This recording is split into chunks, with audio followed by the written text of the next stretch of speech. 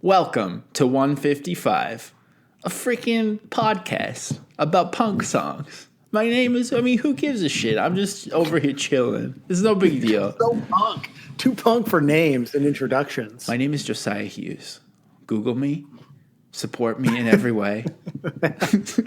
I mean, that's all Validate me, please. Yeah. Just because you're saying it in that voice doesn't make any of that not true. You know, the thing about my name and Googling me is that I have lost to the Christian TikToker. And in fact, Really? routinely I'm getting tagged on Twitter, people saying like, my favorite people are, and then it's like the Vamps and Josiah Hughes. And they think that I'm the Christian TikToker, and then I'll reply and be like, thanks. And they'll be like, oh my God, he talked to me. So Maybe that's real, though. all of this is to say I feel like it's weird if I approach him, and I'll probably get a worse price, but I will sell my account to him. And it already has a blue check. I mean, that seems perfect. Wow. Okay, so sorry, is the more famous Josiah Hughes not verified on Twitter? He doesn't have Twitter, I think, because he's so young. Wow. It's man. Yeah, he just has TikTok. But I feel like for his brand, he's going to need it eventually. So I guess like just for the purposes of like showing your reach across platforms. But to me, it's a bad sign, for those of us who while away our days on twitter.com. We're not relevant anymore, man. maybe I should start. I feel like I could legally start selling shirts that just say Josiah Hughes TikTok on them. And it's not necessarily his. I guess like, is it just the words Josiah Hughes and then TikTok? Like, are you using the TikTok mark? I mean, I think you're more likely to get in trouble with TikTok. I just feel like I'm not making this work to my advantage enough. But enough about me. I'm not the Christian TikToker, but the other stuff, get to know me, learn all about me, validate me. And of course, he needs barely any introduction. But that's right. I'm Sam Sutherland, the 23rd most popular Pisces named Sam on famousbirthdays.com. So I require, maybe 22 possible introductions to eventually get to me. But I'm here with you, Christian TikToker, my friend Josiah, to talk about LG Fuad. I can't tell if we're supposed to. LG Fuad. LG Fuad by the band Motion City Soundtrack. This is the wildcard choice for the month of March. Josiah, tell them what the wildcard choice means. What does that mean practically? Isn't this the wildcard choice for the month of April? It's April now. Sam, first of all, that's right. Because month of March. You're the listeners' month of April. This is already proving to be so difficult. Not only are we both having an identity crisis on here, but we don't know when it. This is the wild card choice for the month of April. How it works is if you go to Patreon, and we're treating it with all the wildness that it demands. Patreon.com/155POD. Put in your information. Sign up. Just use the password. It's fine. It's not a big deal. I mean, every time I plug in any password, I'm told I've used it too many times, but it still lets me do it. Who cares? Or it was like part of a leak or whatever. Yeah, how am I supposed to deal with that? What do you want me to do? I've already remembered like 3 things. I can't remember any more things. I am fully tapped out on passwords I can remember that I haven't used before. Yeah, like it's really desperate now. They shouldn't be doing that. And also, if you forget your password, Google will be like, "Don't worry, we know it's you. We've like been tracing everything you've ever done." Yeah, so it all feels like it's for show. Exactly. So go to Patreon, sign up, and once a month you'll be part of a group, a select elite group that gets to choose what song we're going to talk about, and we'll have to talk about it no matter what. And to prove how serious we were, we talked about a song that I think made me want to die a little bit last month to talk about. And this month, I'm not super excited to talk about this, but I'm still going to do it. It's fine. I'm not that mad. Good for you. But you can do that, and you can learn what songs we're covering. You can watch the Tom DeLonge Alien Show with us. You can talk to us about music in the Discord. And talk to us about other podcasts in the Discord. Sorry, I do want to make this clear. It's not a select group that chooses these songs. It in fact, is the opposite of that. It is a completely not select group that you can join at any time. There's That's true.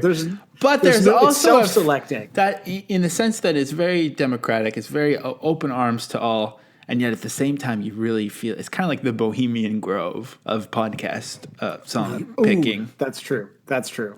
So it's kind of like the Illuminati that is also for everyone and anyone can join. But also Illuminati you're very for elite. all.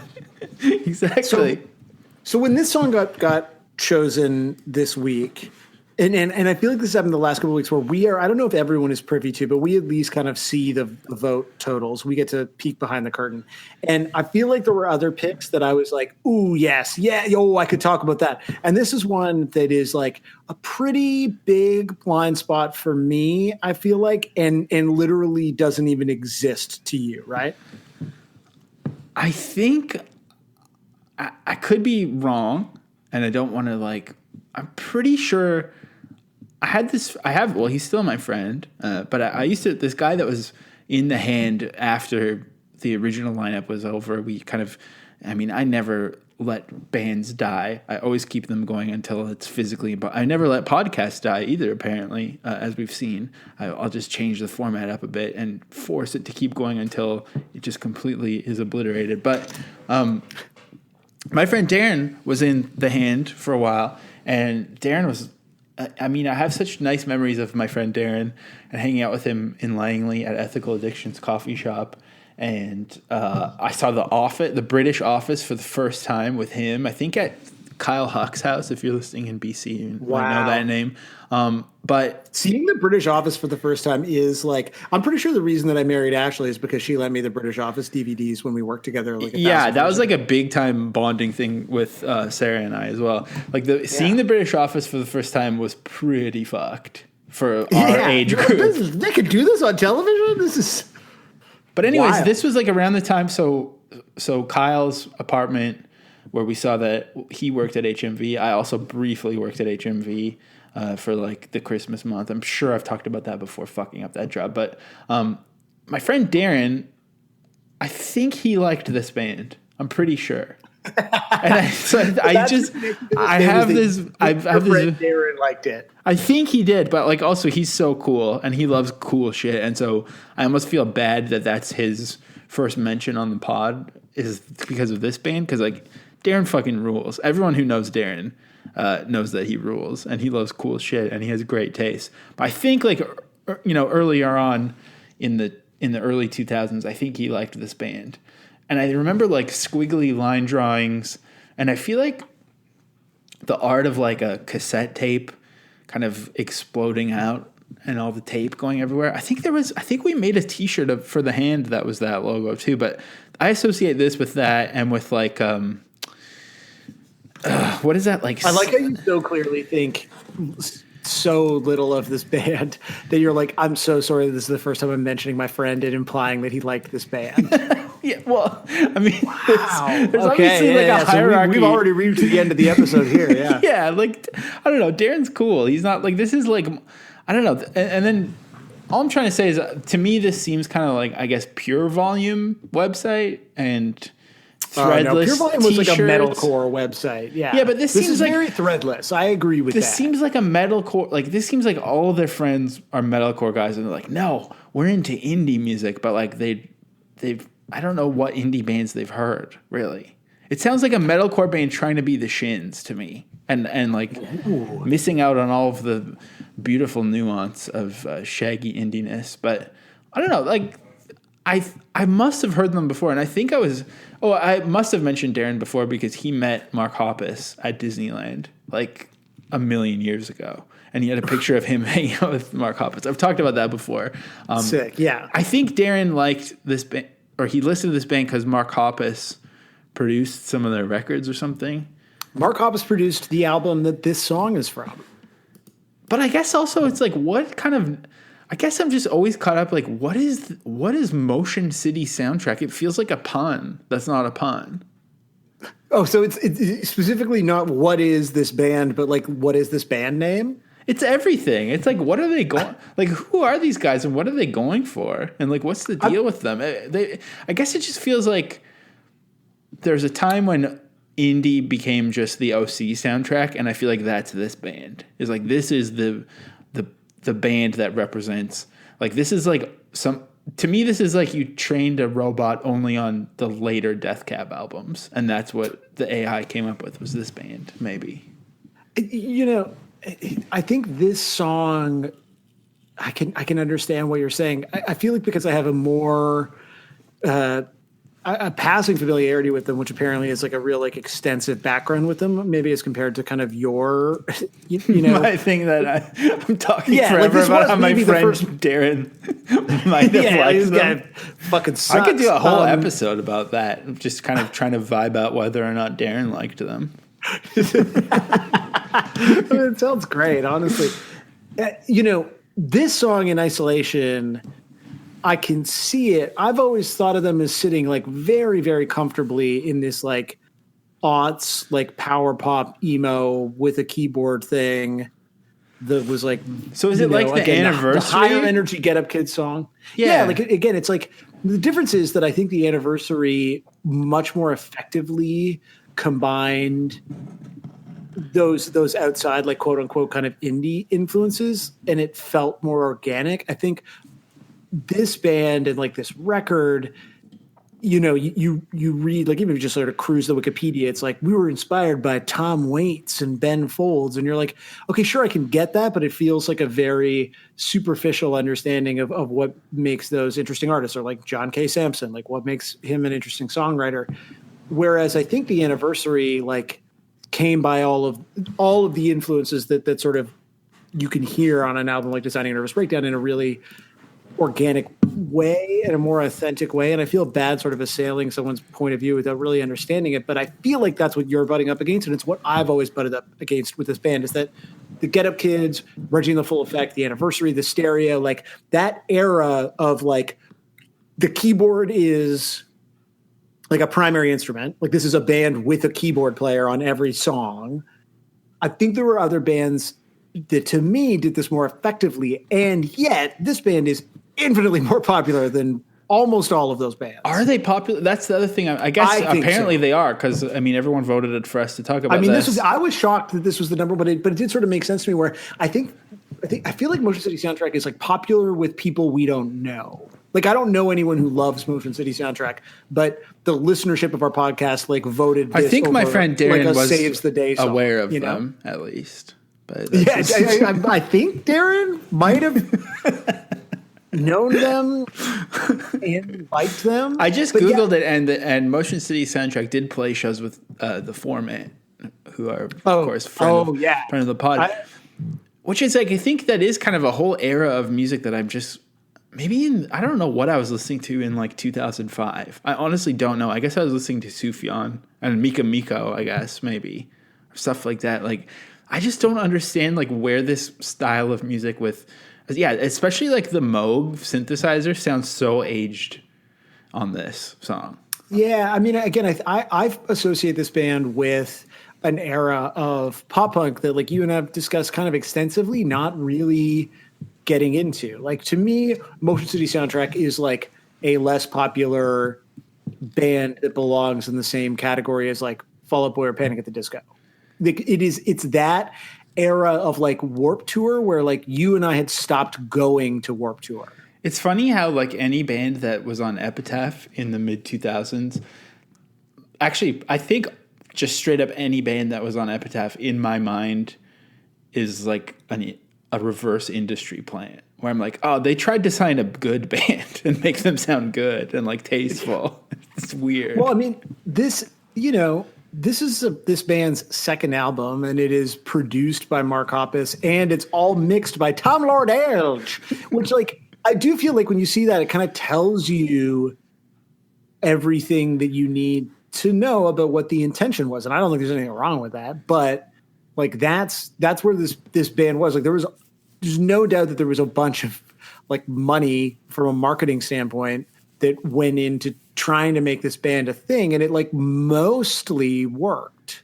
you know, insofar as like I don't think they really crossed over, but it's obvious to me from the enthusiasm that the song generated just like on, you know, the podcast Discord that audience is like the anniversary would never top out a like how many fucking songs were there for this month? Like so many. Yeah, there were so many. Like the anniversary is never going to top that list. The Stereo is never going to top that list. Like, I'm trying to think of other bands in this, like, you know. I mean, it's so voting funny. just doesn't work is basically what we've learned. Exactly. Democracy is a Because also, yeah, like notion. the other thing is like, I don't hate this song. I think it's kind of an interesting song. It's not terrible. Yeah, but it speaks. So I want to like the song. There's aspects of it that I don't like. And so I think I have more trouble with the song than even you do, because I think that every album, Motion City Soundtrack, has like two transcendent songs. So like I'm reasonably sure, I'm actually going to pull this up. Like if I look at my like iTunes 25 most played like all time songs right now, which is obviously, you know, biased towards eras and things that I listen to here, like there's two songs on this album that like appear, okay, they're in like my top 50, which is not this song, but the songs When You're Around and Better Open the Door, I think are like legitimately perfect power pop songs. And same thing, like on the record before this, there's like one or two songs. On the record after this, like there's always some song that I end up listening to forever, but the whole thing never really like connects for me. And then I'll go back because I'll be like, oh, I love those songs so much. Wouldn't it be great if there was 20 more songs that sounded like it? And they just don't to me.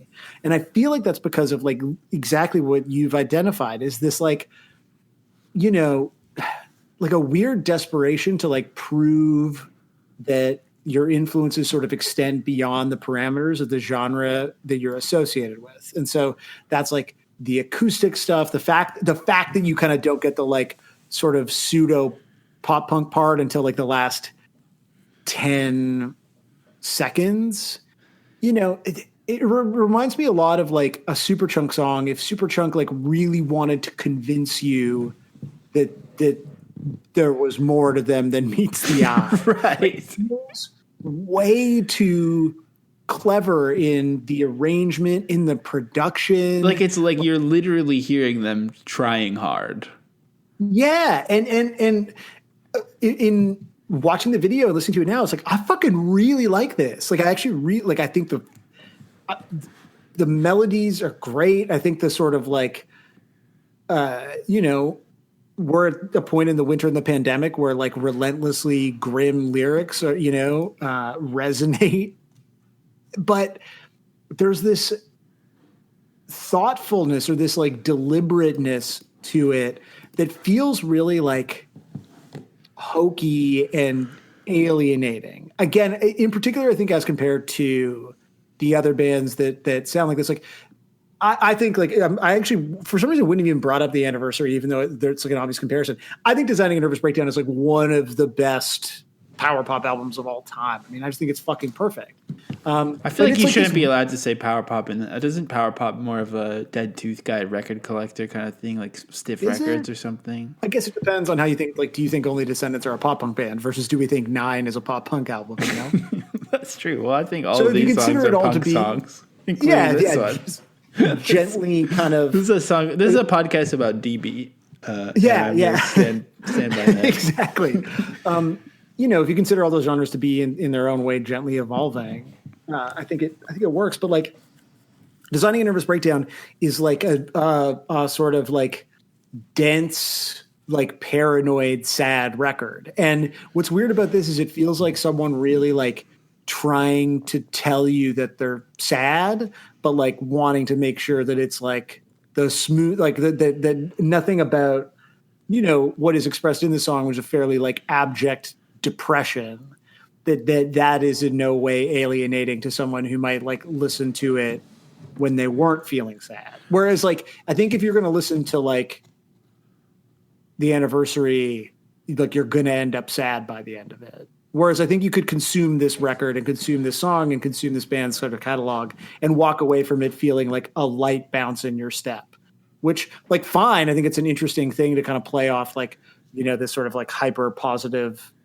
sort of bouncy, musical identity with these like lyrics that are all about, dying by suicide and substance abuse. But yeah, I think what's happening is like I feel like there's just so much going on in the arrangement, and it feels like everything's happening in the wrong order, or like it doesn't build enough, and then it builds way too much too quickly.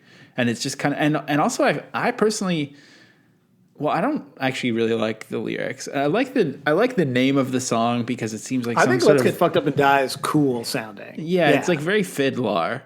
So that's what I think of it, is that it's very fiddler sounding. It feels very Fest a little bit. Like it feels like it's like just like something that's off their head song where you're just like all of your pals in the pit, arm in arm, screaming, "Let's get fucked up and die." Yeah, like there's a good chance that it's also an undercover cop writing it, because it's just so on the nose where you're like, yeah, totally.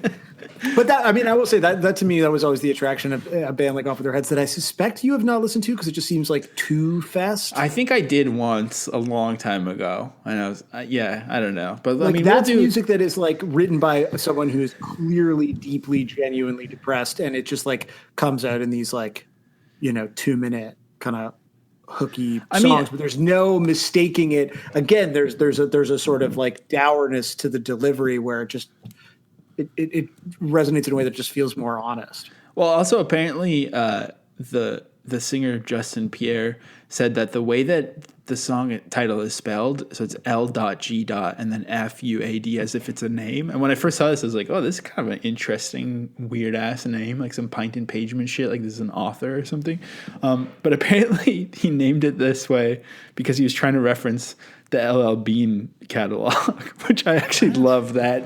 I love that That's vibe. sick. I love some Northeast dad wear. So respect to that. I mean, respect to anything that's sartorial about it. That's sick. See, that's interesting that they're stealing Northeast Valor as a decidedly Midwest band, though. It's true. It's fucked up, actually. Well, the Midwest thing also is tracking. Like, I wonder if, because this is what I think I've done with my own music, and I think this is what I've seen a lot with bands that are from smaller, forgotten cities, is like, I feel like maybe they're like, oh, we have our one big shot to put, what is it, Minneapolis? Yeah. Which one is that? Which one of those is the city? Minneapolis. They're like, let's put Minneapolis on the map. We have to show that it's kind of like the Calgary thing of like, we're not cowboys. We're not all cowboys. And so everyone's just like is just losing their mind trying so hard to show all their different things at once. Instead of, like, you would never get like the Strokes coming from Minneapolis probably, because everyone's just like, I have my chance. It's like they're constantly auditioning for American Idol, or like the Epitaph version of that. See, but I think we talked about this before. I think that's true and interesting. But the flip side of that is that people in small towns never assume they're going to make it, and so that's where oftentimes like more interesting and fucked up music comes from. Because right. So it's really just a sign that we shouldn't be giving big opportunities to people from flyover country, because if we do, they're gonna just go crazy. They go crazy. It strips them of their authenticity. They should be left alone authentically. To be sad and suffer. Yeah, so the other, just on like Justin seems like first of all, like this is like, I mean, and this is important, is like I think we're sort of assailing a lot of this as feeling inauthentic, maybe from our perspectives. I mean, that's like obviously purely an aesthetic judgment, but also like this is someone who's like dealt very publicly with like substance abuse. Like it's a big part of like his life, right? It's derailed aspects of this band's career. It's not like a joking performance of substance abuse, and also like clearly someone with just like a voracious need to like create and have this output. Like, again, it's one of those things where I'll always passively check out, like, his solo albums are interesting. He had this one-off band called Farewell Continental that put out an album on paper and plastic. So of course, label mates is why I respect him so much. Called Hey Hey Pioneers, that had like, again, as with any Motion City soundtrack album, like two in my mind, perfect pop songs, but there's just like maybe part of it is like that there's too much output. So you have like a decent solo album with 2 good songs, a decent weird sort of side project with 2 good songs, and then a Motion City soundtrack album with 2 good songs. Like maybe like like if there were 5 years between every Motion City soundtrack album and they combined all of those different inputs, they'd be an unstoppable fucking band. I'd like genuinely think that. And instead it's like, okay. And I feel bad because I know obviously the tons of people who listen to this show really, really like this band. I don't know. I think you just kind of, that's kind of a baby's attitude towards music. I mean, I like, as someone who loves like the bad Weezer albums, I think everyone should just, well, no, I don't actually believe this at all in any way, but I also sometimes do. You know, I'm just flip-flopping constantly. But I think it's kind of sick to just like release tons of shit and know that you have fans and they're going to parse through it all. True. Maybe what I'm trying to say is like that this song is a weird first song to have heard by them because of what you're describing. Like maybe if I knew all the other albums and I had really, that few months that Darren was into it, I really said, hey, Darren, tell me what you're listening to, Darren. What? Yeah. You need like a pal to try to introduce you to this band and be like, here's the stuff that, like the way that, you know, people tried to get me to like MXPX after we talked about them so much. It's like, here are the songs that I would like. And I was like, it's fine. I'm never going to, like at one point. There's also nothing worse than like, it's like how people say when someone's struggling, you know, they need to really want help. They need to really want to change. It's like, I need to really want to get it. Because they did that with me, Alkaline Trio too. It's like, I need to really want that to actually, don't put all, like, I guess what I'm saying is please no one put time into making me a Motion City soundtrack playlist to get into it. Because you ain't Darren, sweetie. Yeah, that you're not opening that door for people. And I think that's boundaries. Yeah, it's important. I would kind of love to know, and I guess we don't get this, like also to your point, like why this song? Like this is the 3rd single from this album. I don't think this is like the band's most popular song. It is on Spotify. It was the 2nd most popular when I looked what's them the up. first one? Future Freaks Me Out? Everything Is All Right. Oh, I forgot that you're a betrayer. I am. I switched. I just want artists to get as little money as possible. Totally reasonable. Look, it's a great UI. I understand. I think people like it because of the name. I think the name is fun because it's like a secret. It's like Corn Adidas. Yeah. And I'm just seeing. What does that mean? I think it means all day I dream about soccer. Oh, a couple of footy heads, man. Yeah, because in Europe the company is called Adidaf, so that's. Man, that was pretty good. That was really good. I just was noticing on Wikipedia because we've done no research because I feel like there's no point of researching it unless you feel like you need to get something said about something. So for this one, it's kind of like we're just gonna vibe it out. Like, no, let's just vibe it out. Although I realize like. I feel like I have more than a passing familiarity with this band. Yeah, I think you're pretending. You're pretending to be more aloof than you are. I've seen this band live, several times. You're like, I have a LG Fuad tattoo, but yeah, this is like all just coming back to me. I'm in college. This little mantra, "Let's get fucked up and die," it comes from their 2003 UK tour with the All American Rejects. I mean, this is prime All the Small Things TV show era of British pop punk. But All American Rejects merchandise manager was severely inebriated, as they put on Wikipedia here.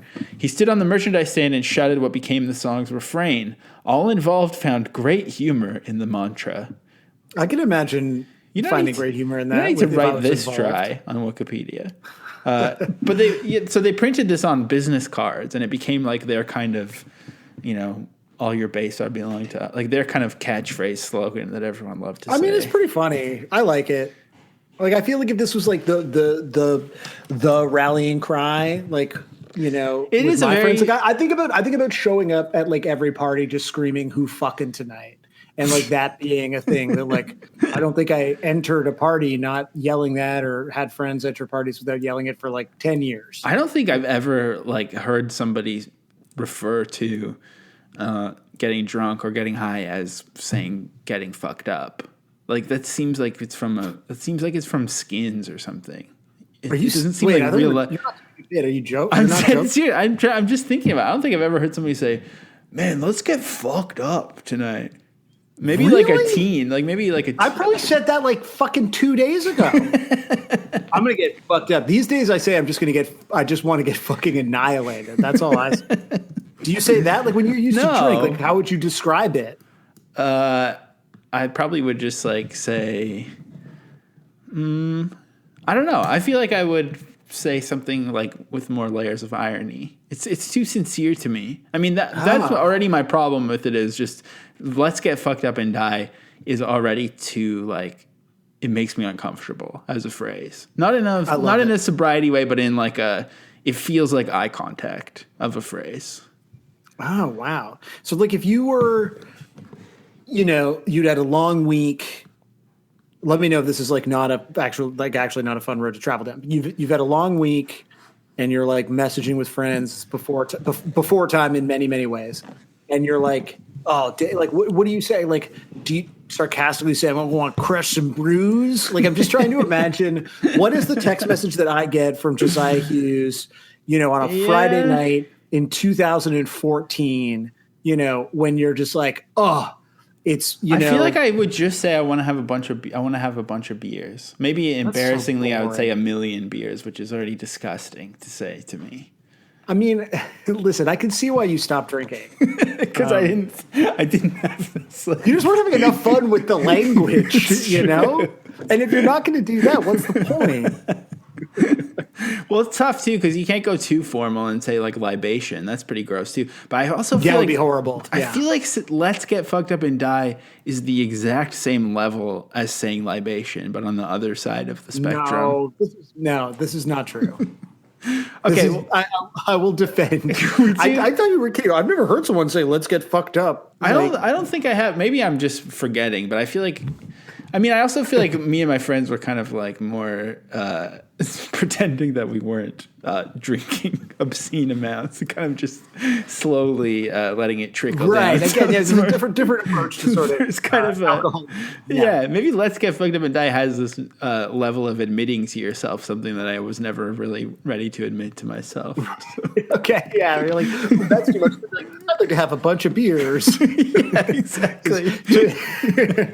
Making it seem like a joke about alcoholism is just too much.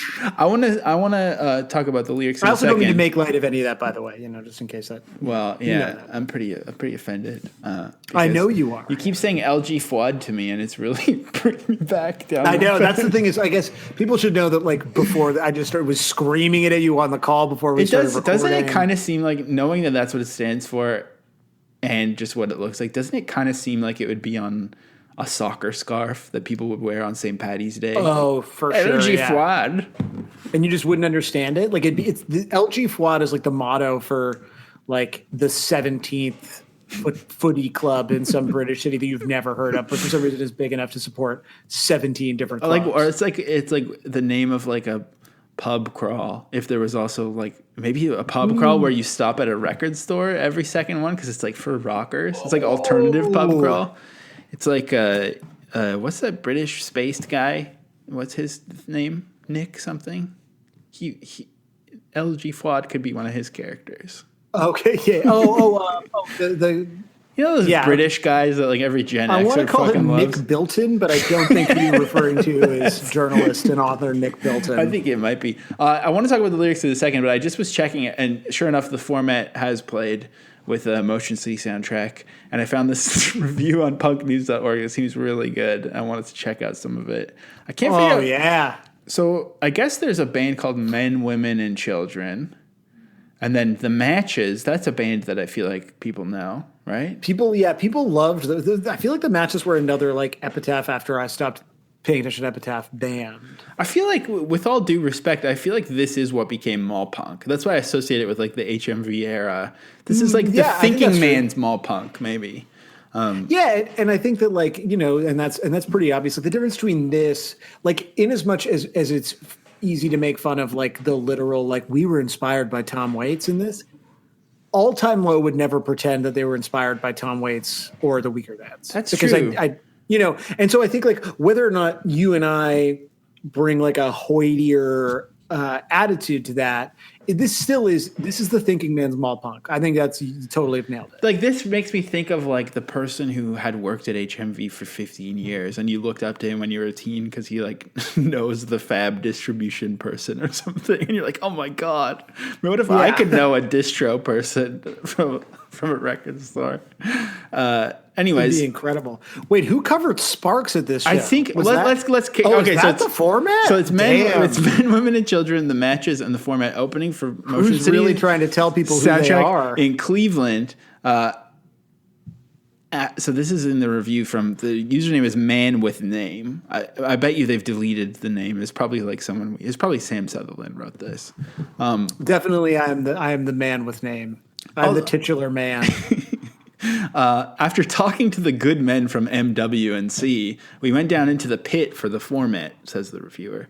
After considering there wouldn't be much of a pit at all for the format, except the obnoxious fucks that will try to mosh at a Jack Johnson concert, which usually accompanies their inebriation and overweight and damp stature, which indeed were there, but not in full force until Motion City. They were great. The format. They have quite a following in Cleveland, and due to the singer Nate's announcement, they hadn't been here since Switchfoot, an announcement that incited a mixed reaction. This guy seems like he's trying to hit a word count. Like, Nate said, "Oh, we haven't been here since Switchfoot," and then people were like, "Okay, maybe." That's not worth keeping in the review. The band was in fine form. Nate stayed mostly in key. Nate. Mostly coming now. Come on, Nate. The crowd was good. It was no hard rock, but for what it was, they were surprisingly fulfilling. The set list included, as far as I can remember, in no particular order, and it says all the songs, and then they covered Sparks. Not much new material, but the Sparks cover was great. How does the reviewer know which of these songs are new and old when he's kind of pretending that he's mostly unaware? I mean, I feel like this is like real classic. Like I've definitely, especially in the bad old days when you have a slightly more limited. I don't think I'll be honest with you. Would you know a Sparks cover if it was like played in front of you right now? Because I actually wouldn't. I don't think so. I mean, for sure that's where you're Googling the lyrics and you're like, oh yes, noted Sparks song. Like, yeah. I mean, I usually just like my review. Although good to know there are 2 Sparks fans in the world, and Nate is one of them. My concert reviews are actually quite similar in that I talk about the artist even less, and I usually just talk about like what the crowd looks like. Which he's done a little bit, but I mean, I guess like it's not like listen, I love you, but I don't read everything that you write. But I do think of like reading your, Offspring live at the casino stuff. And I feel like anytime I have been motivated to read a Josiah Hughes live review, it has been 50% about the experience of like getting to being at the venue and then who you see there. Which like that's what I want, because at a show that's 50% of the experience at least, exactly. and people that are not but I guess I'm seeing the other side. With name ignore that. Because I hate this review a lot, but it's kind of it's similar to maybe I'm just seeing too much of myself. But anyways, because they're describing the several traffic jams. A girl that was in our entourage was hurt earlier, so we were sent up to the loge. What's that? The loge? I don't know.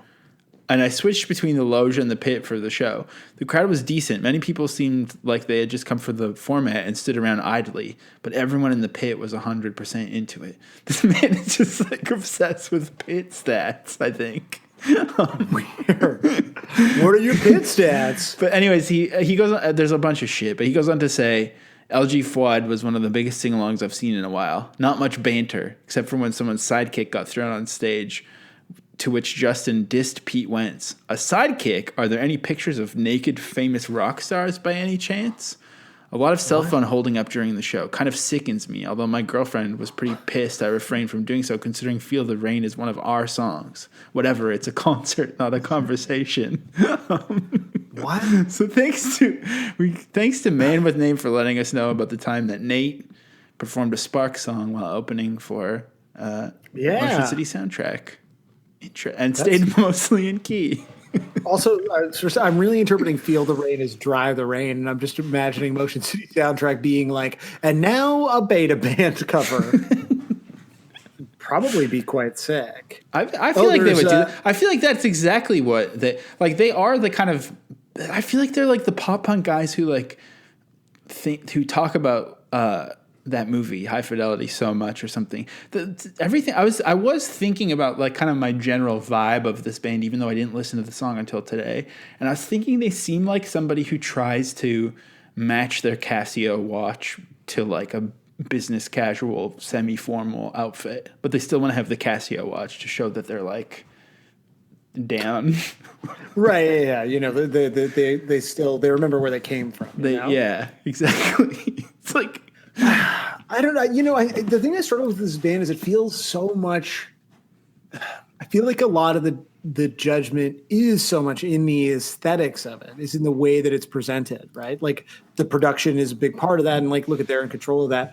Something that you pointed out when we initially found out this was a song we're doing on the Discord is that I wish I could remember how you said it, but basically they dress like shit. Like they are easily like the most foolish looking band of this era, including in this video. Like, again, Justin Pierre's like a kind of a cool looking guy. Like, I actually like his hair. Also, even the album cover is just like insane. I feel like what it is how they dressed and what everything looked like with this band was like they steered way too far into the skid of like contemporary. Like in 10 or 15 years, anyone who's done like 100 Gex wannabe stuff right now it's gonna be the exact same thing. They just like, I don't know who they were emulating, but whatever was like the popular zeitgeisty thing, they just went way too hard into it. And it's aesthetically too, like the video, he's walking around with like a collared shirt, you know, under like a rock tee and then like a half done up hoodie. Like it's a mess of things that you'd see in a Randy River or like a Blue Notes ad. In this context where, again, it feels like, you know, this is where, like, you just cannot go wrong wearing a fucking T-shirt, you know? Like, there are things that will kind of always be fine. And you're right. Maybe this is a bit of, like, this is how every, like, Lil is going to feel in 10 years. Like, it feels actually, that's so late 90s. I was thinking of that guy's hair, too. Because, again, I just think about the context. But it kind of feels like he, like, straightened his hair a lot with a flat iron. But then was like, oh shit, I look like I've tried too hard on my hair. And then like mussed it up to try to make it look messy. So it's like an extra roundabout try hard way of trying to seem kind of, and that's what the music feels like in this song to me too, a little bit. He's almost got, if he had done the full Wayne Static, like just. It's basic, it's almost there. But it's like the indie rock Wayne Static, you know? Yeah, they're dressed like they're like really shy nu metal guys. They're like raised. Their parents were like Rammstein roadies, but they can't help but have that in their blood. But they're like trying so hard to show that they're into the Postal Service. I also wonder if. So my question on some level is like, is this how they were dressing at the time, or is this how they were dressed at the time? Because there's obviously like enough resources being thrown at it. Is like, how much is this a time capsule of, again, the aesthetics of an era? Yeah, you know, I'm sure it is. I'm sure it is. Like, and whatever. I dressed horrible then too, and I'm sure a lot of the things I dress horrible now. Yeah, I know you do. But kidding. I also wasn't in a band. Like, you know what I mean? I like look at that. And I'm like, that's basically how I dressed. But like, I was stupid. And maybe this is like an argument against what I was saying before. Is like, okay, maybe they were just dressed authentically how like losers such as us dressed at that time. But you know, I maybe cruelly, I kind of want bands to look cooler than me. Let's talk about the lyrics really quick. I'm sure everyone who wanted us to talk about this song is having a great time. And keep in mind, you paid us money to have us do this. So yeah, no, I actually like this. I think this is great. Again, like listen, I loved seeing this band live. I remember like when I first started. Was it in Cleveland? It was not. It was in Toronto. Was it with the Format? Wait, have you seen the Format live before? I have not seen the Format live, but I saw this band play with Rufio, and there was like another band on the bill. And I had like just, you know, I was going to university, but I was commuting, and like I felt like the majority of the people at the school that I went to all were in residence, and so you're like a little disconnected from the kind of like social experience, but managed to like find like one person and then two and then three, and then eventually had like 3 or 4 people that were all into like, you know, generally kind of punk stuff. that we could hang out with. And one guy was like really into Rufio, and the rest of us were like, eh. But it was like a cheap show at the Cathedral, and we're like, fuck it, it's a chance to like make a friend and go and hang out. And Motion City Soundtrack at the time just had the Future Freaks Be Out was like being played on, like the punk show and stuff. It felt like there was like a big push on that song, and that song is so fucking annoying. Like it's not good. And we were all like, well, we'll go, but that band sucks shit. And then as a live show, it was fucking incredible. And it was one of those things where it felt like they blew everyone else off the stage. Like it was just like, you have that a little bit also when you have a keyboard, is you just have this like bigger sound, but they were like just insanely energetic. The songs were fucking good. Like Rufio as great as Angel. Why was Rufio playing with, isn't Rufio like techie? Like Rufio was like pop punk, but it was pop punk the way that like, they sounded like, Strung Out or like Matchbox Romance or one of those bands. Right. This is just like how, it's just like it was a punk show, but they were, and then I saw them play like at a couple of Warped Tours. They were always fucking great, and I do just want to say that. I wish I could remember who else played that show. I'm gonna let's go through the lyrics, and I'm gonna look up who else played at the Rufio show that I was at with them. Because but then you're not gonna help. I don't know what to say about the lyrics because I can't tell if I like them or not. I don't know. Let's get fucked up and die. There's a Punk News review of. Oh no, I thought it was a Punk News review. It was just. North Star. Yeah, this was like not a great tour, actually. Okay, let's get fucked up and die. I'm speaking figuratively, of course. I don't like that line at all. I feel like it's already like... The opening whole fucking stanza sucks shit. I like the last time that I committed suicide. Social suicide. It's like he's doing like... And it's like mixed lower. It's like a real like, oh, man, we're really talking about suicide. And like also I think that that's the kind of like glib suicide joke that also has not aged well. Not that I think that you can't make glib suicide. Like I think you can't. Last time that I died by suicide.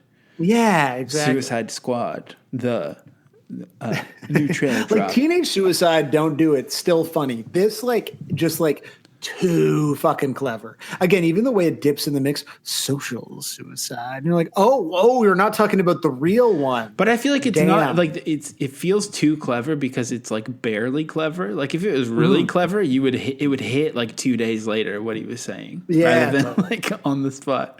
Yeah, so I'm already dead on the inside, but I can still pretend with my memories and photographs. I've learned to love the lie.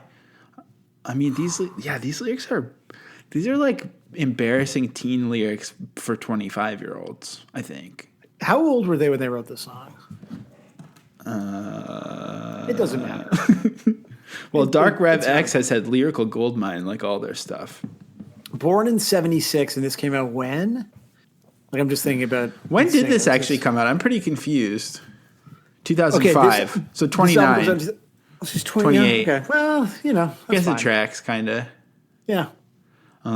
It's acceptable. I want to know what it's like to be awkward and innocent, not belligerent. I actually don't know if I can read all of these, to be honest with you. There's also a lot of them. I want to know how it feels to be useful and pertinent and have common sense. Yeah, let me in. Get me into the club because I want to belong and I need to get strong. And if memory serves, I'm addicted to words. No, we got to get through. This is amazingly uncomfortable. If memory serves, I'm addicted to words, and they're useless in this department. Let's get fucked up and die. I'm riding hard on the last legs of every lie, and the BMX bike of my life is about to explode. I'm about to explode. What does that even mean? This is like Fly Swatter era Blink song. Yeah, totally. I'm a mess. I'm a wreck. I am perfect. This seems like one of those Instagram poetry accounts that people would roast. I mean, this could be that Rupee Kaur video. Yeah, that's true. And I've learned to accept all my problems and shortcomings because I'm so visceral yet deeply inept. Some of these also remind me of Bikini Babe Lover tweets, who was my favorite Twitter account of all time. It's like when he used to just tweet like, "I'm so sartorial." Yeah. I want to thank you for being a part of my forget-me-nots and marigolds. I feel like every one of these lines someone has tattooed on their forearm surrounded by nautical marigolds for sure. Yeah, that's definitely like someone's fucking album. There's definitely a lot of tumblers with that. Yeah. Oh, there's a band called Times Like These that has a song called "Forget Me Nots and Marigolds," which features Drew York DiOrio. Oh, okay, Drew. That's my friend Drew. Your friend. Oh, Drew. That is a reference to the Promise Ring, though. That was a pose for us not to notice that, but that is from "Forget Me" by the Promise Ring. So they're actually referencing the Promise Ring and kind of like referencing something that seems really embarrassing out of context too, and maybe was embarrassing in context. I mean, you should be referencing something that makes your song cooler, not more embarrassing, in my opinion. Also, I'm sorry, this is like not even a good Promise Ring song. Is it legal to do this? I surely don't know. It's the only way I have learned to express myself, through other people's descriptions of life. I'm afraid I'm alone and entirely useless in this department. Let's get fucked up and die. For the last time with feeling, we'll try not to smile as we cover our heads and drink heavily into the nights that still shock and surprise. This feels like it's gone through Google Translate back and forth. It feels like a really bad toast that's been passed around. It's true, yeah. I believe. Man, sorry, I'm really distracted trying to. Cause I was like, what the fuck? So now I've managed to get the Promise Ring song in my head, and that is a huge pose on our part, but also Promise Ring's a good ass band. I never even really listened to them that much. Oh, that record is fucking awesome. The one that this is from. It just took me a second. Cause at this point, everyone knows the three bands I like. You know, it's true. That's about it, really. Prenup, Grown Ups, Junior Battles. Exactly. That's all you need, baby. I believe that I can overcome this and beat everything in the end, but I choose to abuse. Why are you reading it like a vampire? It's a riddle. It's a riddle to unlock the secret. If you can solve the riddle, then all of the lost MySpace data will be restored. Maybe I'll win, but for now I've decided to die. Sister Soldier, you've been such a positive influence on my mental frame. If I could ever repay you, I would. But I'm hard up for cash, and my memory lacks initiative. Goddamn, the liquor store is closed. We were so close to scoring. It hurts. It destroys till it kills. I am tired and hungry and totally useless. There's like a few things in here that are okay. I think there's a few lines that work. I actually think I am tired and hungry and totally useless. That's pretty good as like a run-on sentence thing. But most of this is really bad. And actually, I'm not going to say this out loud, but I'm going to tell you what style of writing this reminds me of. That, and it makes me really cringe a lot. Oh, yes, completely. Yeah. So there is like a style of run-on sentence writing that people of our generation absolutely love, where it's just kind of one long run-on sentence like, and I'm so fucked, and it's a hell world, and we're fucked up and drunk, and the sunrise really is coming up. Tipping your hand. Right. But it reminds me of that. It's like, I don't know, just fucking write a sentence, bro. Yeah, just like throw a dash in or something. Yeah, like just use M dashes. Easy. It's fine. That's a great way to do a run-on sentence that at least like looks, readable. Yeah.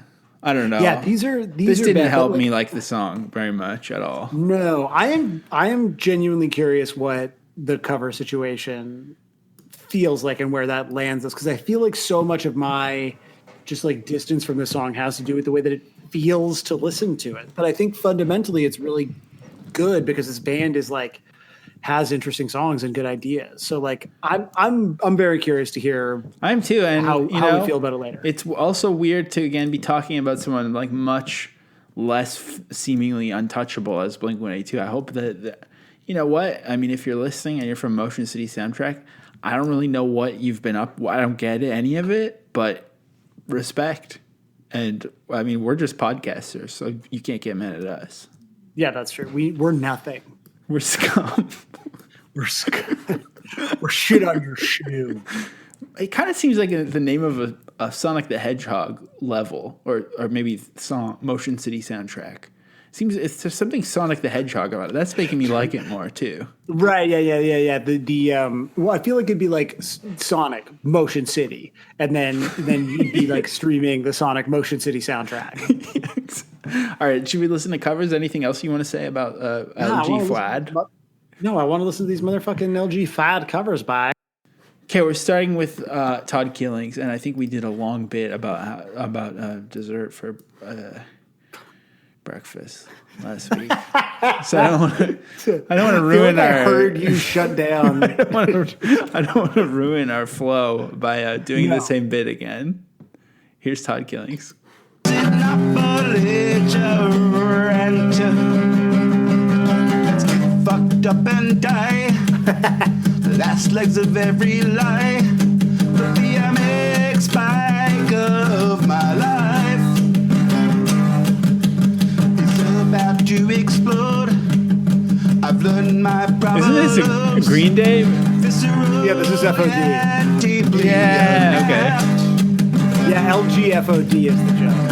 Thank you for being forgiveness and miracles and all the things that don't get old. Is it legal to do this? I surely don't. This one's 6 minutes long, also, so I'm excited to see what that goes. Where does that FOD cover go? Like, do you think he does all of? Do you think he finishes a song by doing All by Myself? I hope so. Man, respect to Todd Killings and respect to Green May coming up also on the show. Our May theme is going to be Green May. So that's another thing you got to get in the Patreon to get involved with. I immediately got an excited text message from a friend of the pod, Halliburton, whose cover we sort of missed when he did the Soda episode. But I feel like the streets are excited about Green May. So why do you say his last name like that? Well, because that's how he wrote it. The Halliburton cover was like LHL. You know what I mean? I thought it was just HALY was how it was written. But he does have the similar Sam Sutherland online presence where there's no. He does have the Halliburton online, so I can see. Yeah, it. exactly. He probably stole it from me. I'm not sure. Much more likely as I stole it from him. I feel like maybe in some way, and this is something that literally only I could really think, and so me saying it out loud is just going to make it even worse. But I feel like in some ways Daniel Halliburton is your Darren. What my Darren was to me is what your Daniel is to you. Oh, and that makes me wonder: does he? You think he liked Motion City Soundtrack? I do think that actually. That is kind of where I'm going with that. Do you think he did? I don't know. He loves Me Without You, and I've always been like, okay. Like I think a defining aspect of his personality. And so, like, maybe that makes him a bit of a Darren, you know? Like, that's... Yeah, that is a bit of a Darren. What if we just have a podcast where to thousands of people we talk about what we think our friends might like, but never have them on? Yeah, just, like, know that they're listening to this, just like, this is fucking weird. All right, we got the return of Avril Lavigne, who is doing the there's a lot of people doing a lot of real final this week, which is very relatable to me because Sarah's been mixing down gaudy EP2 this weekend. So there's our audio computer that I'm on right now is just packed with real final dot wave. So here's Avril Lavigne. This is LG Fuad version 3 real final.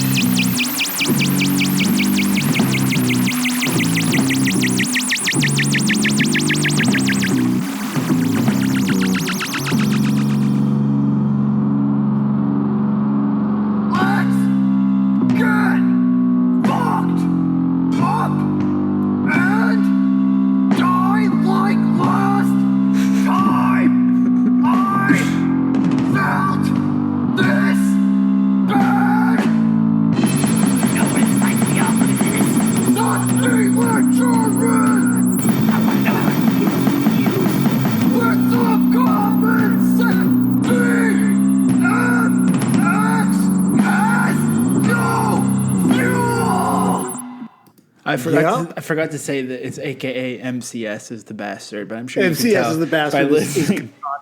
Avril Lavigne is so tight. I love Avril Lavigne. Avril Lavigne rocks. That was sick. Up next, another artist that has been I think they disappeared for a long time, and then they just submitted a cover last week or something. But they're back again. The band, Yeah He Dies, and Yeah He Dies was like not feeling the vocals this week, so they got some help from a little friend named Shoes Robinson. Ooh.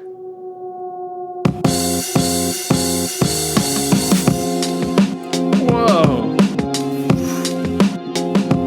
I totally don't remember what the original song sounds like anymore. Also, Yeah, it just completely moved past it. Suck back the wine, high dive off of I-45. I feel like I could fly. I think I'm in love with Shoes Robinson. The best is fucking nothing left over the side. Posted by your water cooler, choking down the gossip. You've been looking out the window on your 40-story office building while I'm passing by. Is that a guy? Like flying? Yeah. 'Cause I want to get away, I want to fly away. Let's get fucked up and die, let's get fucked up and die. Okay, I love what people are doing with this song. that was insane. That was fucking great. But it sounded so expensive somehow. I feel like I owe I do them feel money. richer having listened to it. I feel broker because I feel like I just spent Spent your money to by hear- listening. It's like $1 a second. All right, Worth every penny. up next is Tom Green impersonator. Yes. Let's go fuck up a dictionary. And they've said, wow, lots of words. I guess we asked for it. So this is, I think you did say that someone sounds like Tom Green a while ago. And it's one of these. Yeah. There's someone who every time they submitted, I kept saying they sounded like Tom Green, and now they've just sort of taken that on, and I honestly forget who. Oh, okay. This is I can see from the Tom Green. This is Trevor impersonator. Okay, Right. Okay. Okay. Well, yeah. Because it is funny how we just say something offhand and forget about it, and then we just kind of give someone a complex for the rest of their lives. Yeah, totally. Yeah, it was like constantly saying, "Is it Maud who sounds like Fred Durst? Like all the tracks sound like Limp Bizkit." Yeah, like we've just kind of ruined her career. We're like, just your entire people have no clue what to steer this kid, and then when they do, we're like, "What is this referencing?" Hold on, what? I don't remember who any of you Tom are. Green. That's odd. Who's that? Sounds Let's nuts. get fucked up and die. No, it does sound like Tom Green. I'm speaking figuratively, of course, like the last time that I committed. Actually, this sounds like Cassio Tone for Faithfully Alone. And these lyrics even work as Cassio Tone. Yeah.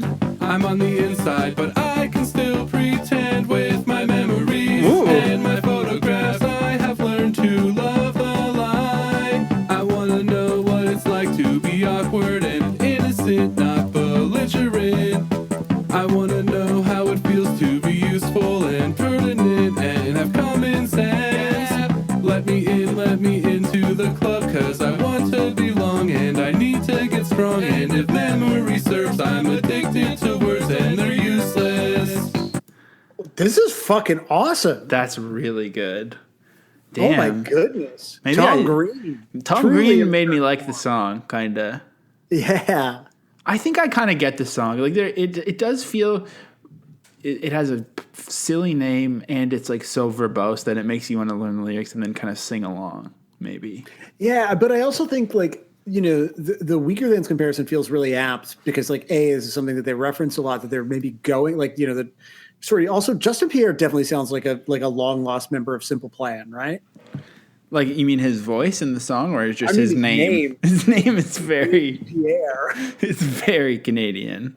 Like I just didn't think you were like legally allowed to have that name and be American. So Well, I think it's because aren't they both Trudeau names at once?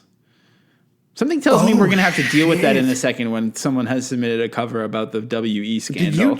did you just like realize that? Yeah, I just thought of that right now. Real time. Maybe it's because I double live Trudeau. in Trudeau country. But What's the other one? What's a Sasha or what's the? There's like I don't even know. I don't even remember who Pierre Trudeau is. I just know that he's another one of them. Just watch me. That's my version of Pierre. At the laundromat, LG Fuad in 21 days. And this is the rock bucket guy, but he said he didn't even use the rock bucket this time. Damn. It's like when it gains me, he gave up the buckets. It's like when Dylan went electric. I think he's actually at the laundromat, though. That sounds really nice. It's like authentic. I'm just imagining like being at the laundromat and like somebody being like, "Shh, please, I'm working on my song for the pod." Speaking figuratively, of course. suicide, social suicide. I'm already dead on the inside, but I can still pretend. With my memories and photographs, I have learned to love the lie.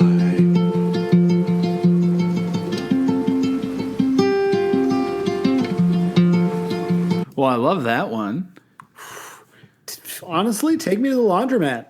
I love clean laundry too. And Do you have laundry in your building, or do you have to go to a yeah, laundromat? we do, but it's like really small, so we just have to do like a little bit of laundry every day, and it's not quite the same as just having like every once in a while just an outpouring of fresh hot laundry. You know, that's my favorite. So hot. Why do they make it so hot? This is not necessary for the laundry to be that hot. I love that hot laundry, but our Makes me dryer is sweat like putting away hot laundry. I hate it. The dryer is very eco-friendly. I guess not ecological or economical. I don't know what eco it is, but it's not very hot. So the laundry is basically never hot. It just stops. It goes from being like way too wet to being like, okay, fine, we're gonna put it away now. But it's never.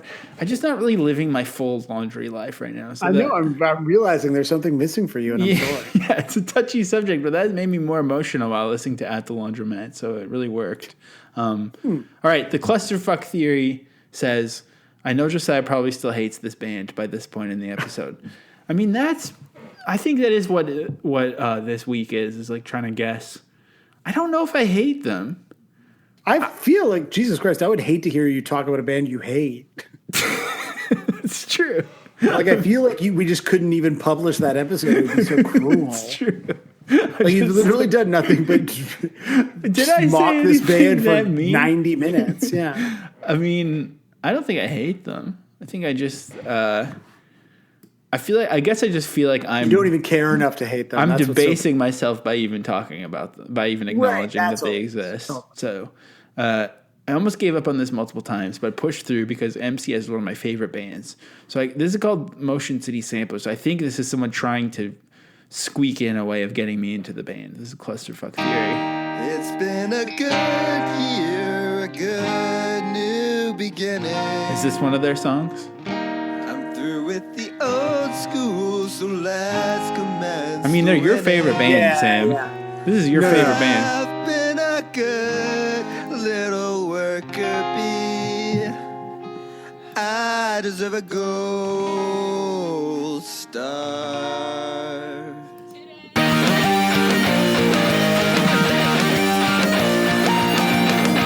Tiny hands, recycled cans, the metal bands I could not stand. The time you cried through your crayons across the floor. You know the thing is, like, I'm going to listen to so much of this soundtrack when we're done. Because I do know all the. I'm like, yeah. It's weird. It's all in there. I was kind of thinking during this episode about how, like, around this time, and it was my thing too. It was like we were obsessed with putting synths into rock music, and it sounds like dog shit to me now. No offense, I but love it. I don't. Thinking, I was like, this sound should come back. That wee wee. It sounds so. Designing a nervous breakdown. That's all. I feel like it's better to have synths be synths, and and then have rockers be rockers. Let's keep them separated. I think. Damn. That's a great man. Okay, here's Make Believe with LG Fuad. I really love this band and this album, but I didn't want to overthink it, so I made it as fast as I could. Tried not to give a fuck as much as possible while making it. Hell yeah, that's the right attitude. Let's get fucked up and die. Let's get fucked up and die. I'm speaking figuratively, of course, like the last Okay. time I committed suicide, social suicide. So I'm already dead. On the inside, The lyrics that I find cheesy are much more forgivable in a composition like this. Yeah. I wanna know what it's like to be uprooted in this shit, unliterate. I wanna know how it feels to be useful and pertinent and have common sense. That was beautiful, actually, and that one of those synths in the background sounded kind of like the Killers to me, but in a much more Ooh.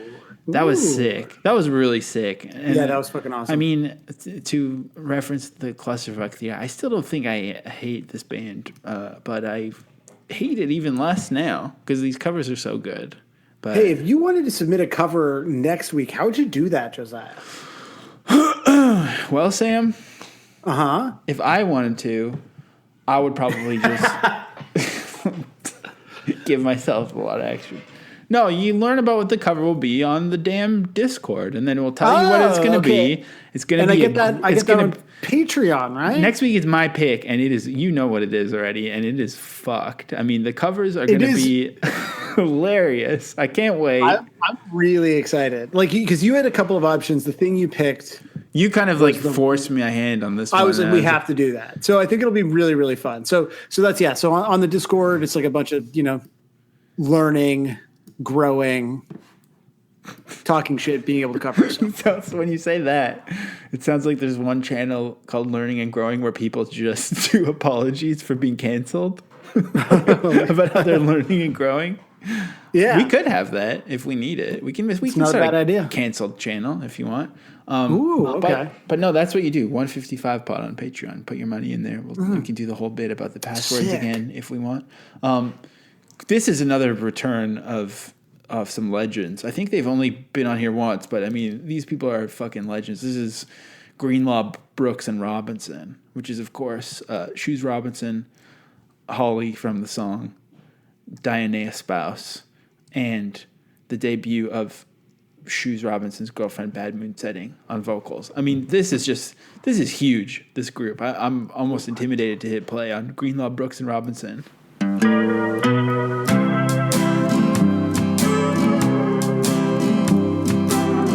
Let's get fucked up and die.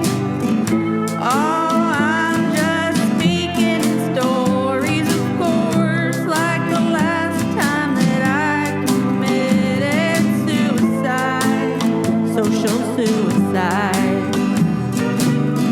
Yeah, so I'm already dead on the inside, but I can still pretend with my memories and photographs. I have learned to love a lie. I wanna know what it's like to be humble and innocent. Good Lord. Fuck off. This is like, I mean, this one I think I just love this song now, but not as a Motion City soundtrack song. Right. Yeah, you love it for the opportunities that it creates for others. I mean, also all lyrics are bad pretty much, so it wasn't fair to just read them. Yeah, maybe exactly. It's pretty rude that I just read lyrics sometimes, I guess. So I'm You not gonna are stop. exposing. Yeah, it's not right. I'm not going to stop doing it, but I mean, it is pretty rude. So, okay, up next is Shawn Mendes' lawyer's best friend. Is there anything you want to say about that band name? I don't really get it actually, but there's a lot of stuff in here that is sort of beyond my comprehension. So I assume it's just that.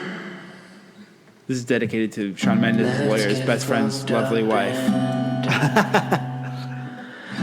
I'm speaking figuratively, of course, like the last time that I committed suicide. This now I hear the Tom Waits. Oh yeah. Suicide. Yeah, I'm already dead. On the inside, but I can't still pretend. There's a little tiny bit of Sixpence None the Richer in the chord progression too. Ooh. I've learned to love the lie. Love it. So good. Shawn Mendes' lawyer's best friend. Yeah, that's really like lovely and haunting. Dr. Bugman 31 back at it again. I don't know if I think Dr. Bugman 31 has been showing up every week, but I would love to see this name on the list. I'm so excited to see what Dr. Bugman 31 has done. I'm always interested in what Dr. Bugman 30 is doing, but much quieter. Let's get fucked up and die. I'm speaking figuratively, of course, like the last time that I committed suicide.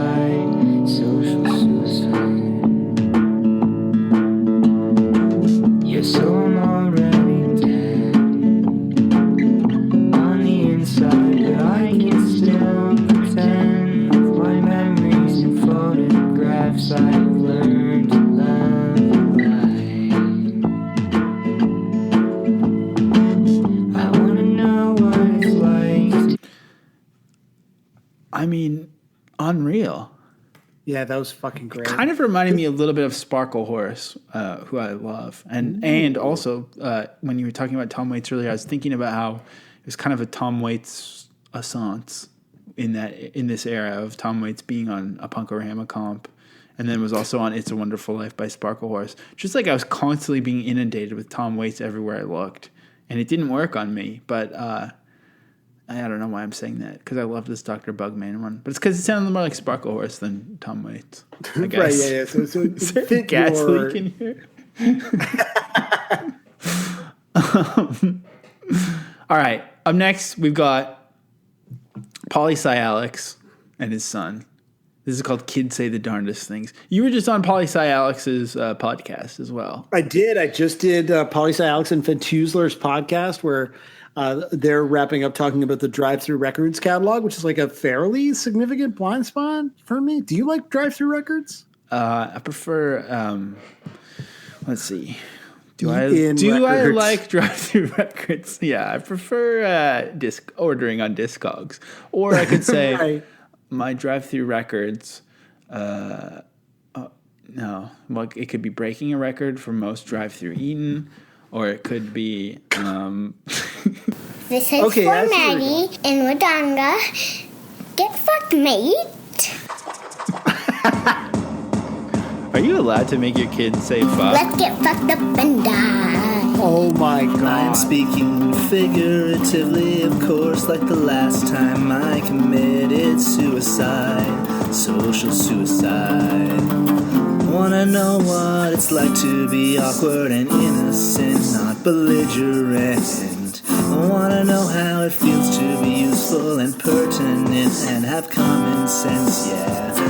Goddamn, the liquor store closed. We're so close to scoring. It hurts it, distressed, and kills. I'm tired and hungry and totally useless in this department. That was cute. That was fucking cute as hell. That was great. I love how the kid's voice was like would cut off and then just randomly turn into an adult sometimes. It's very interesting vibe. It's hard to wrangle. Yeah, but yeah, definitely we should call like Child Protective Services on Poli-Sci Alex, making his son swear. Yeah, I think so too. Up next is all right. Toes.exe and Approaching Bear. Let's get forked up and die. Approaching Bear, aka Frank, says cried to this song a lot in middle school.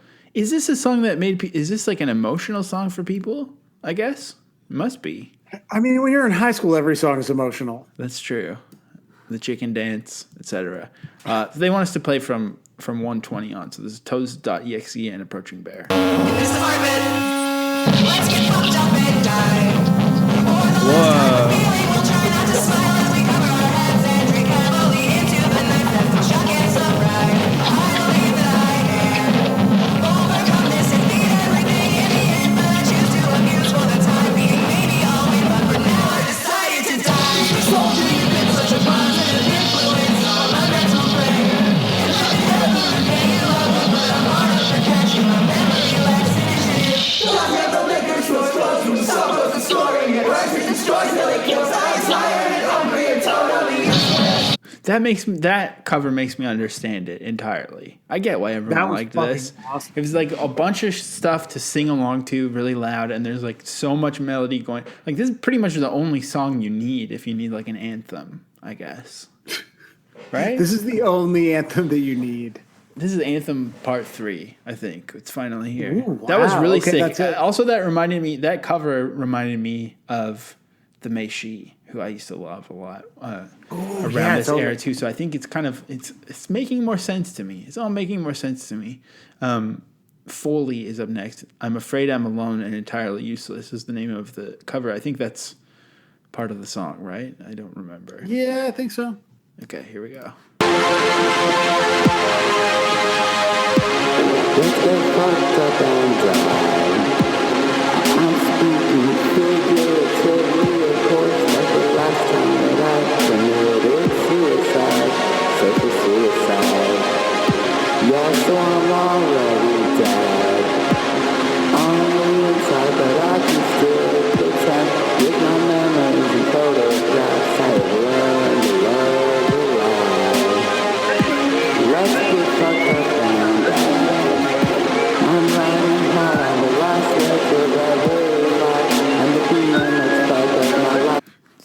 There's a lot going on there.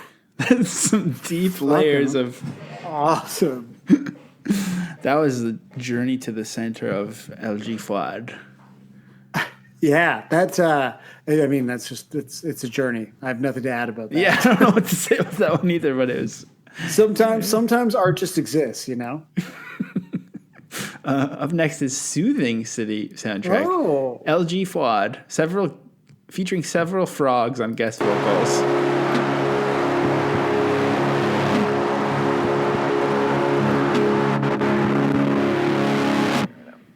Let's get fucked up and die. This is great. I'm speaking figuratively, of course, like the last time that I committed suicide, social suicide.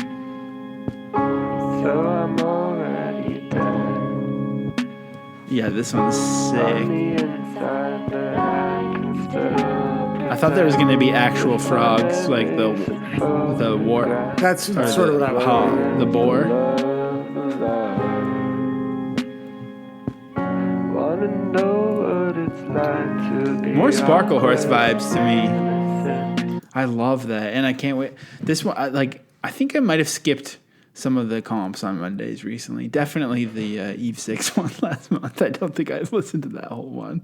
But a lot of these have me wanting to come back and see what happens. Yeah, but this is when you might revisit. There's some vast compositions going on here. I mean, the one before that, there was another full 2 minutes. This one has another almost 4 minutes. I mean, I feel like there's a lot of please skip to 6:07 to start the track. yeah, exactly. People are going on journeys here, and I would like to follow them. It's true. Okay, Unentitled, LFG, FUAD. Let's find God. Find yourself and dance.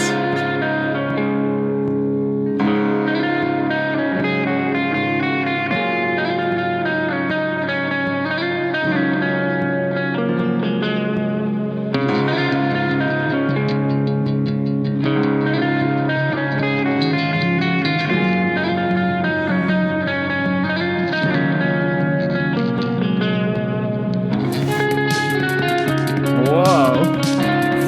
This is like a Friday Night Lights remix.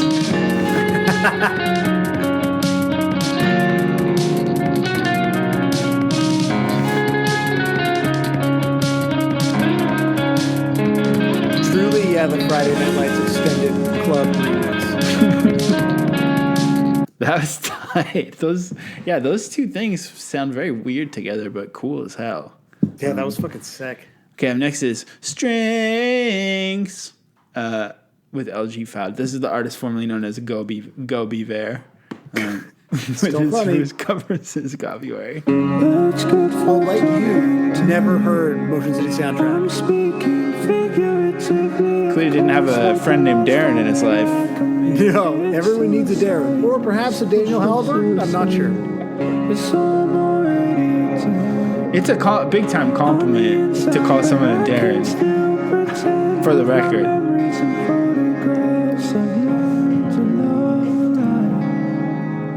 I wanna know what it's like to be awkward and innocent, not belligerent. I wanna know how it feels to be useful and pertinent and have common sense. Let me in. Does this still sound like Bon Iver, maybe? Probably. Yeah, that sounds like Go Be There to me. Like Can't Hold My Liquor, maybe the only good Bon Iver song. That is. We should do a Yeezus song on the pod. That album We is- could definitely. You could argue that Black Skinhead is a punk song Well, yeah, obviously. because it is. That'd be sick. We should do that. Let's expand people's perception of Well, it's punk. definitely the best time ever. Is the last few years to talk about Kanye West. It's a good time. I think to so, yeah. be a Kanye West fan. Naish and City soundtrack. LG Fuad AF are in.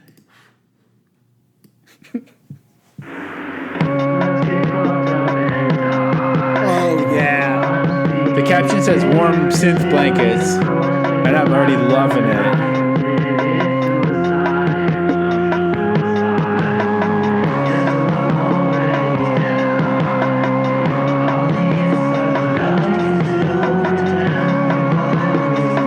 I think I really do like this song.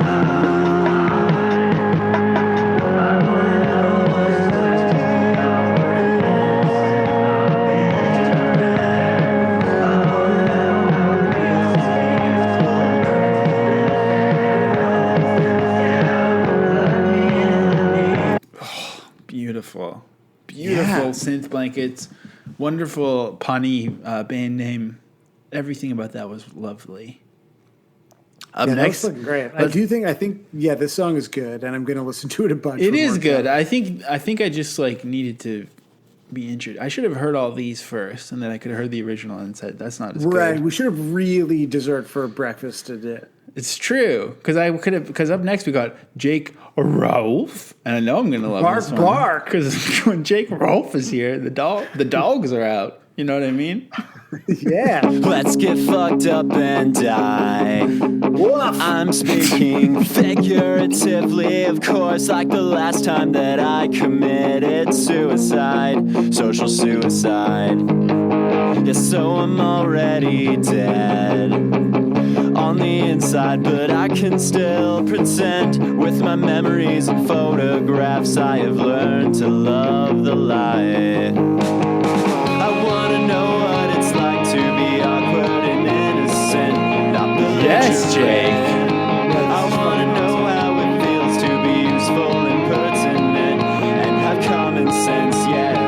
Let me into the club, cause I wanna belong and I need to get strong. And if memory serves, I'm addicted to words and they're useless. Okay, Jake Rolfe. Normally, I don't know if I've ever heard Jake's voice like that up front and unprocessed, but it sounded so sick. That was the best Jake Rolfe vocals I've heard thus far. That was fucking sick. And, I feel like we don't talk about this enough because we assume everyone knows, but like we're playing snippets of this, but the whole thing goes up on Bandcamp on Monday. So that's true. 155pod.bandcamp. Minute 12 for. You can hear the first. I always 11 forget minutes. that some people haven't listened to the last 4 years of stuff. You got to assume, we just got to. It sucks for them. Bring people along. It fucking sucks for them to be that corny, to not know. I know. But they know not what they do. L. Clayton is next. L. Clayton says, I couldn't resist coming back for MCS. These people fucking love this band. They must hate my guts at this point because I said I don't even know what. I think I was pretty nice about the band and the song. I think you did fine. I don't think I was that Let's mean. get fucked up and die. I'm speaking figuratively, of course, like the last time that I committed suicide, social suicide. I've never seen the show Euphoria, but this feels like it could be in it. Oh, yeah. Same. Ashley's watched it. This is sort of what I imagine it's like. I can still pretend with my memories and photographs. I have learned to love the light. I wanna know what it's like to be awkward and innocent, not belligerent. I wanna know how it feels to be useful and pertinent and have common sense. Let me in, let me. That one was hard to turn off. That nice. This is whatever definitely that one that percussion was. I'm looking forward to listening to, like fully, like Something- the whole this entire this episode. Yeah. It's like I think it's like one of those things where you really do start to understand through this process what the songs mean to other people, and it's like clear that this is like a big band for everyone. You're like in the abstract you get it, and then when you actually hear people's sort of way of coming at the song, you really. Most people are get a getting chance to like understand. most people are like trying to flex their production skills more than usual. I've noticed something It's about. 'cause I think the bar keeps getting raised, and again, I also think like it's one thing if everyone's like hypothetically like, oh, this Painted Division song is good or whatever, whereas this is like I think a band that a lot of people, this was like your band in high school. I'm so excited for next week, and I hope that people really. I really hope that people raise the bar even higher, and I would love to see something. I would love to maybe hear our dumbest covers yet as well, and you'll know why when you know what song it is, which I will reveal on Discord very soon. Ooh. Up next is Amends, El Fuad MFAO. Great, hilarious song title. Probably funnier to look at on the page, and even then it's quite a eyeful. But apparently this is not a joke cover. They've asked us to start around 2:43, so let's check it out. Let's get fucked up and die. For the last time I'm feeling, we'll try not to smile as we cover our heads and drink heavily into There's something about the way this song is written, though, that it also reminds me a little bit of the Decemberists. Like the vocal melody has that kind of like, and that's not this cover. Not this cover specifically. I shouldn't have said this now because this does sound nice. But there's something about it that probably I didn't love at first because it reminded me of that. But this is just more like a beautiful British romantic comedy soundtrack when they finally get together in the end. Yeah, totally. Like Renee Zellweger finds love, and you forget that you've just spent the whole movie trying to figure out if she's actually British or not. And you're just so happy for her character that doesn't matter. Yeah, it's beautiful. That's all my Shazams are just Renee Zellweger joints. RZ needle drops. Alchemist. Oh, first timer. Alchemist Wise, longtime listener, first time music submitter. I'm sure you two have probably just spent 2 hours shitting on this song. Well, yeah, not quite. Okay. More of just a half shit from me, I think. I don't think I've let out a full log on it. You did not let out a full log, but outside of like as login goes, I feel like you dropped a fairly heavy one on this, as did I. Well, either way, Alchemist Wise, sorry. They said, I always say I'm going to submit covers and then chicken out, but if I don't do this song, I figured I'd never do one. This is basically my first attempt at actually making music on my own, so don't expect too much here. Everyone in the niche has definitely inspired me to make more attempts at making music on my own, so I hope the submission won't be my last. It won't. You're not allowed to stop now. This is going to be so sick. Thank you for submitting. Congratulations. LG Flock is the let's get fucked up and cry. That's the variation here. So yeah, that's awesome. I'm always so stoked when people say shit like that. Like I'm glad that it gives me like a little bit of a chill in a good way. Like I get like all like pumped and earnest from it. So thank you for that. I'm not just here to make fun of stuff, but also to very quietly have a sincere moment that I regrettably speak out loud. So thank you for sharing that. Let's get fucked up and die. Yep. Well, I'm speaking figuratively, of course, like the last time that I committed suicide, social suicide. So I'm already dead on the inside, but I can still pretend with my memories and photographs I've learned to love the line. I wanna know what it's like to be awkward and innocent, not belligerent. I wanna know how it feels to be useful and pertinent and have common sense, yeah. Let me into the club. That sounds not like your first try ever. I mean, that's like everything was in tune and the passion was there. I could tell that you love the song. That was sick. Yeah, I love like, doubled but like different vocal takes. It was fucking great. That was awesome. And the guitar sound. I'm curious how you recorded it because I feel like it's always interesting too to hear like kind of the weirdness that can only come from making music for the first time on your own. And then like what kind of thinking outside the box you did. So let us know. And thank you for submitting. And please submit again. Submit next week when you hear what anyone else is on the fence. Submit. Like if you think it's a good idea, just fucking do it. Or if it's not a good idea, if it's a really bad idea, like I see we have to deal with the WE scandal in a little bit here.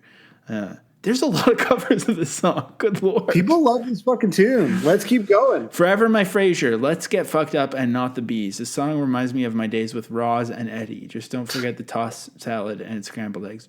Don't know what that means. Do you? No idea. Get fucked up and die. Speaking figuratively, of course. Like the last time that I committed suicide. Social suicide. Yeah, so I'm already dead on the inside, but I can still pretend with my memories and photographs. I've learned to love the lie. I want to know what it's like to be awkward and innocent, not belligerent. I want to know how it feels to be useful and pertinent, and have common sense. Yeah. It's like kind of like a don't forget to wear sunscreen thing, but like way more fucked up. Ooh, yeah, totally. The tossed salad and scrambled eggs thing is a Frasier reference, but I've never watched that show. I don't know. Are you serious? Yeah, it's good. Do you like I thought it? you were doing a bit.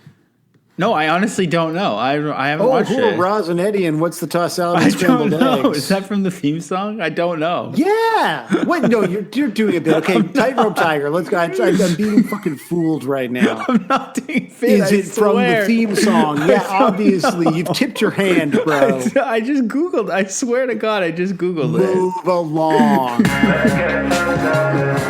Tightrope Tiger. Oh, Tightrope Tiger wanted us to skip to 112, but you were yelling at me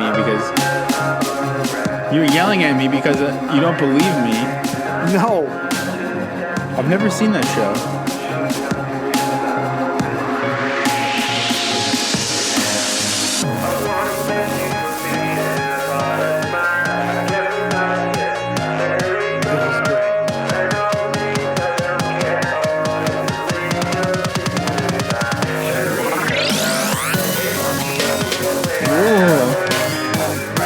Yes.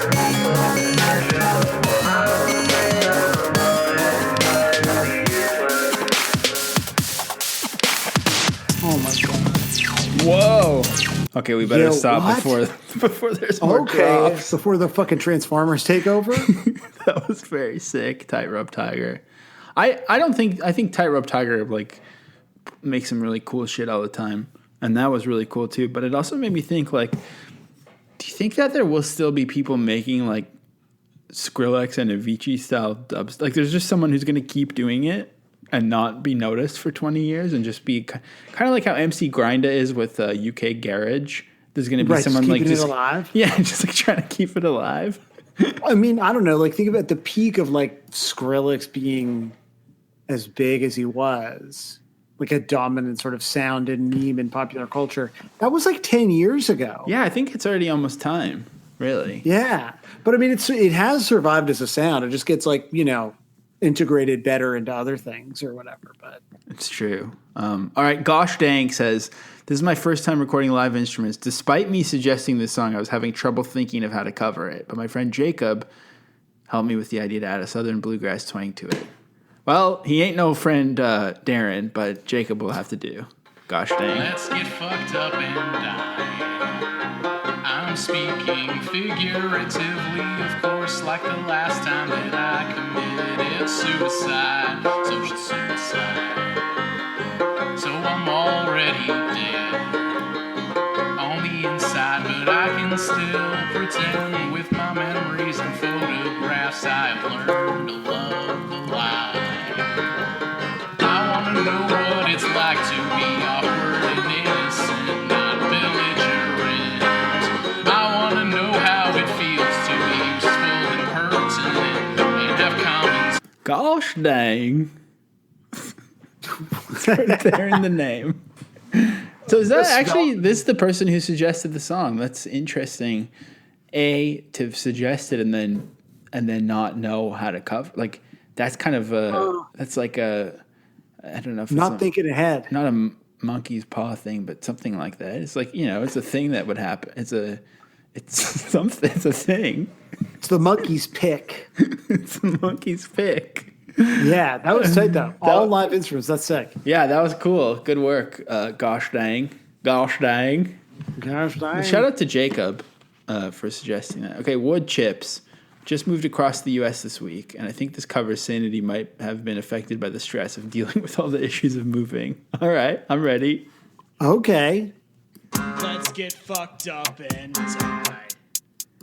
I'm speaking figuratively, of course, like the last time that I committed suicide, social suicide. Yeah, so I'm already dead on the inside, but I can still pretend with my memories and photographs I have learned to love the lie. This is what your brain feels like when you're moving, for sure.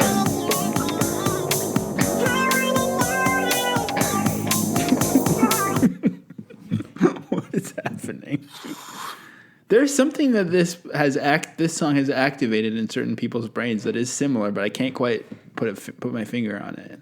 Yeah. Well, I also think like there's this interesting aspect of like, I think for a lot of people who really care about the song, this is like a band that you did typically get really into in high school. And so then there's this desire to like find ways to deconstruct it. And I kind of feel like we're hearing a lot of that. True. Much more so than I expected. Yeah. But I think it's one of those things where like when you know a song so well and you don't want to hear, the same version of it, I guess that's I don't know. That's the best I can figure. That sounds pretty smart, Sam. Right. It felt smart. I shouldn't have hedged so much. You should write a book. You should have a TV show. I should think You should have about a podcast. Teen Jazz, 2 week sabbatical, Teen Jazz back, has remixed it with something he does not know. He's curious to see who else would have done this. Well, first of all, I'm stressed that I'm not going to know what it is. And also, I don't think anyone else has done whatever this is. Probably. Let's get fucked up and die. There you go. Speaking figuratively, of course, like the last time that I committed suicide. Social suicide. Yeah, so I'm already This just makes me want to listen to this song though, eh? But what's the connection that would have made other people do this? I think something like this is not the most obscure connection. Oh, fucked up. Well, I guess. Oh, right, because of the word "fucked up." It's not that it's obscure. It's just like a literal kind of connection. Yeah, this song is so good. The fucked up The one. song is kind of like the best fucked up song that isn't like a fucking punk song. It isn't Police. Yeah, I think you might be right. Yeah. Or Generation. David Comes to Life is so good. Actually, I love. Maybe my favorite fucked up song is "I Hate Summer" or like "Heir Apparent." Like some of the Triumph B-sides. of Life, though. Oh, so many hits. All right, Crusades. Well, speaking of babies, not that you did, but here's Baby Tyler complaining that this one was a mouthful. Well, I'm sorry that it wasn't a mouthful of breast milk that you like so much, you little baby. Let's get fucked up and die. I'm speaking figuratively, of course, like the last time that I committed suicide, social suicide. Yeah, so I'm already dead on the inside, but I can still pretend with my memories in full because I've learned to love the lie. I wanna know what it's like to be awkward and innocent, not belligerent. I wanna know what it feels like to be so impertinent and have common sense, yeah. Let me into the club cause I wanna belong and I need to get strong. And if my memory serves, I'm addicted to words and useless. Classic Baby Tyler shit. That was I awesome. love that baby. And the mouthful was great because sometimes I love when someone is singing too many syllables than what fits. It makes me smile. It's so nice. Sounds like you love Motion City Soundtrack, man. I think I do. Sounds like Sam doesn't want you to learn about the W.E. Chair T. Ask him if he has participated in a wee day. Yes or no? Time to fill the bowl. This is Be Left with it. Do you accept Craig and Marquet as your savior? Worldwide Mau Mau. Did the word remix. volunteer ever get spoken? So I make it in your clear I had meeting never with, attended a Mr. wee day. Kilberger? Because I'm not a teacher or a baby. Madam Chair, Is this a bit you not knowing this? Like, is this like Sean Mendes's lawyer's best friend? No, okay. Yes or no? This isn't like a Toronto. While this is playing in the background, making us extra confused, I'll be honest about my bits. Do I know why it's Shawn Mendes' lawyer's best friend? Of course I do. That's a bit. I'm joking. I actually didn't remember the Frasier theme song. I didn't remember that. Really? I was just being sincere, and then once again, it was thought that I was doing a bit when I wasn't.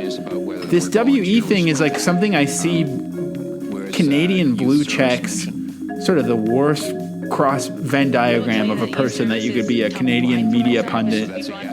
I see them talk about the WE thing sometimes when they're not like, saying like, they're not quoting like drill, but it's Alberta legislature, but it's drill parody account or something like that. I see them talk about this WE thing, but I don't get it. But I love that someone continues to just do this joke that I think it's a great joke. I think seemingly it's like no one else for likes. no one. It's so good. That's the best kind of joke, I think. Yeah, this is like a perfect. I hope it never ends. Like I just want to be very clear. Yeah, I hope this outlives the Wii scandal. DRMC, Dude Ranch Meats Come. Life's good for useless aging dads. So, I mean, last week we really people were upset with us for not getting what was it, Lagwagon last week? It was Lagwagon, yeah. Okay. All right. I mean, I'll do it. I don't feel embarrassing when I know that. You know, It's Creed. It's Creed higher. this is the only good fall song. Yeah. Let's get fucked up and die. I am speaking, figure it out. DRMC is so good. DRMC is fucking sick. When we first started this show, I was like, oh, fuck, are they just going to try to make us talk about Blink-182 every week? But this project has some layers and depth. It has legs. Like it's just like, yeah. Like, this is awesome. But the Fall Out Boy song doesn't have punk polka beat.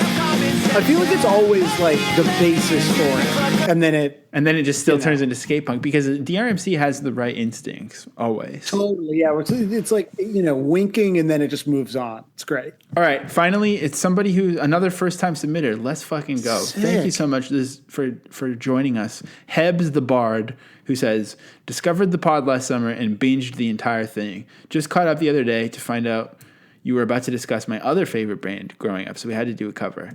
This is the first time I've sung on something, and I hate my voice. Oh, shit. They stole the guitar from a Joshua Radin song. Who's that? Do you know who that is? I don't know. I'm gonna do a quick. All right, let's do that. Here's pretend. Hebs the Bard. Let's get fucked up and die. I'm speaking figuratively, of course, like the last time that I think Joshua Radin is like a singer-songwriter. Suicide. Hebs, my friend, you've got a lovely voice.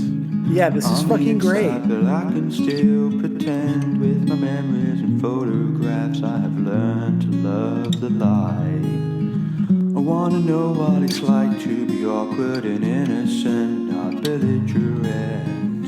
I want to know how it feels to be useful and pertinent and have common sense. And that's LG Fuad.